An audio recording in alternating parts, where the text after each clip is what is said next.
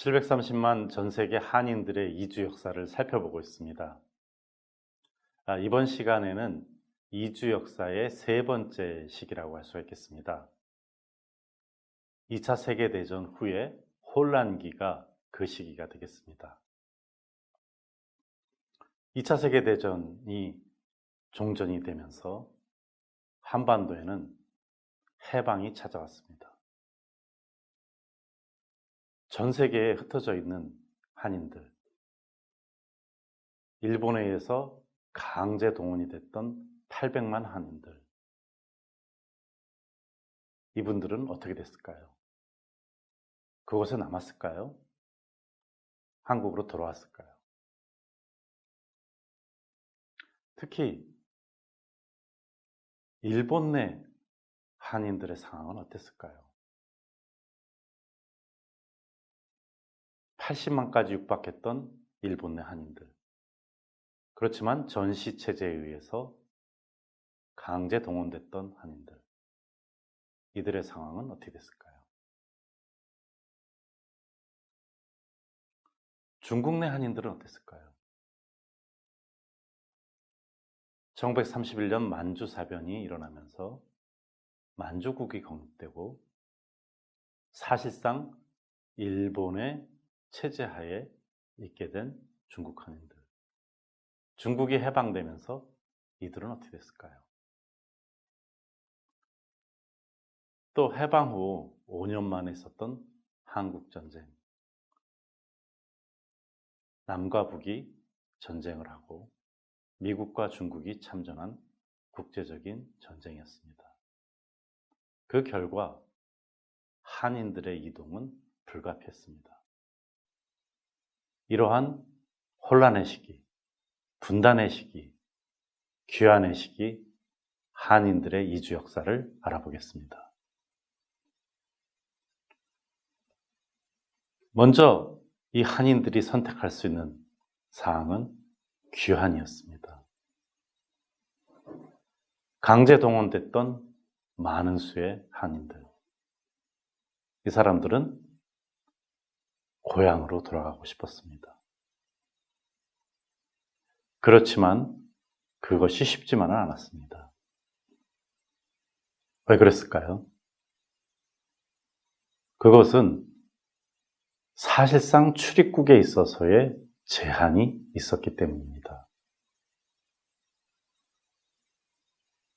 귀환을 하게 될 경우 개인별로 가지고 갈 수 있는 수화물의 양과 그리고 돈이 정해져 있었습니다. 이것은 일본에서 한국으로 돌아가나 중국에서 한국으로 돌아가나 동일하게 적용됐습니다. 그 이유는 당시 한반도가 남북으로 분단되고 남한에는 미군에 의해서, 북한에는 소련군에 의해서 군정이 실시됐기 때문입니다. 그 결과로 많은 해외에 있는 한인들은 돌아갈 수가 없게 됐습니다. 특히 가족이 있는 한인들 같은 경우에는 해외에 자신의 기반이 있겠죠. 그것을 다 팔고도 돌아갈 수가 없습니다. 제한이 있었기 때문입니다. 단순히 그런 이유뿐만이 아닙니다. 혼란기이기 때문에 돌아가는 길이 굉장히 위험한 것이죠. 일본에서 한국으로 오려면 배를 타야 됐습니다. 배에 탑승권을 구하는 것도 쉽지 않았습니다만은 많은 배가 또 침몰했습니다. 그래서 당시 해외에 있던 한인들이 귀환을 한 경우도 있지만은 많은 분들이 체류를 하게 됐다는 것입니다. 근데 그 체류가 자신의 선택이 아닌 분들도 많다는 점입니다. 어쨌든 일본에서는 당시 약 200만 명이 일본 본토에 있었습니다. 그런데 1947년 해방 후 2년 후에 45만 명이 남게 됩니다. 그러니까 150만 명이 일본에서 한국으로 귀환을 했다고 할 수가 있겠습니다. 많은 수가 귀환을 했죠. 중국의 경우에는 그렇지가 않습니다. 중국 같은 경우에 있어서는 전쟁이 끝나고 바로 중국의 동북 지역인 만주, 한인들이 많은 지역은 굉장한 혼란기에 들어가게 됩니다. 국공내전이 일어납니다. 공산당군과 국민당군이 전쟁을 시작했고요. 또 많은 토비들, 도적들이 횡행했습니다. 그러다 보니까 한반도로 돌아오는 것이 굉장한 위험한 일이 됐습니다. 그 결과로 중국에서의 한인들의 귀환이 미뤄졌습니다. 특히 47년이 넘어서부터는 중국 공산당의 핵심 부분들의 군대가 한인들의 집단 거주지에 주둔을 하고 있게 됩니다. 그 결과 중국의 한인들은 급속하게 공산당 체제하에 편입이 되게 됩니다. 또 새로운 북한이 수립됐습니다. 1948년도에. 그러다 보니 중국과 북한은 같은 공산주의를 공유하는 체제로서 중국 동북지방에 있는 한인들에 대한 위치, 신분에 대해서 상호협정을 통해서 규정을 하게 됐습니다.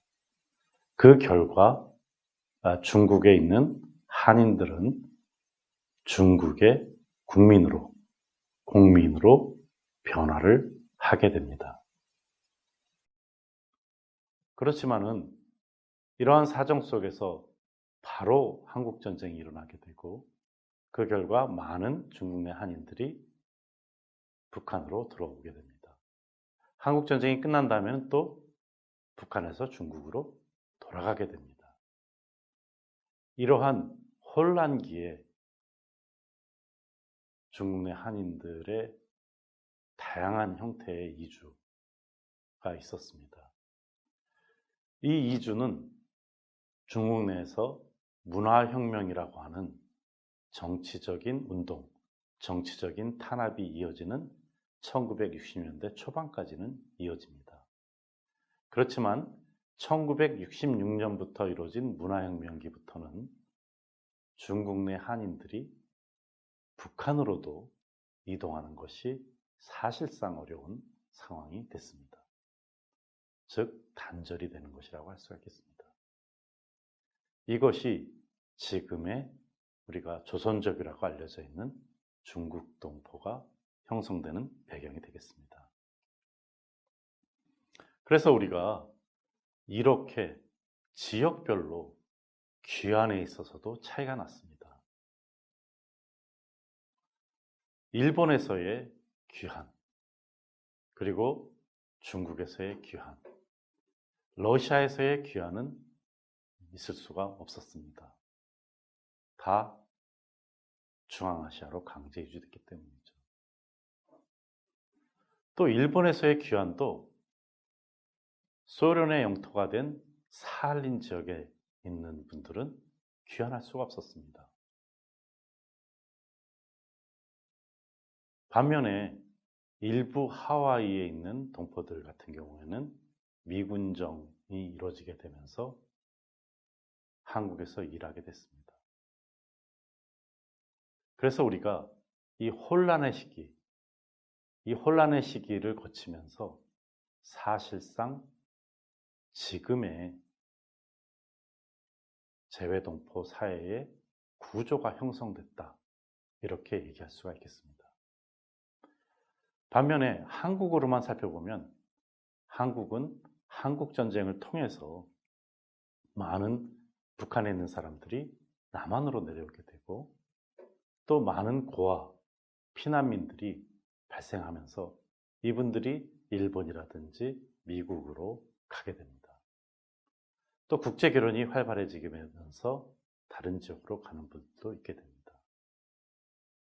중요한 점은 이 한국 내에서도 동일하게 혼란 속에서 지금의 구조가 만들어지는 기반이 됐다고 하는 점입니다. 요약하면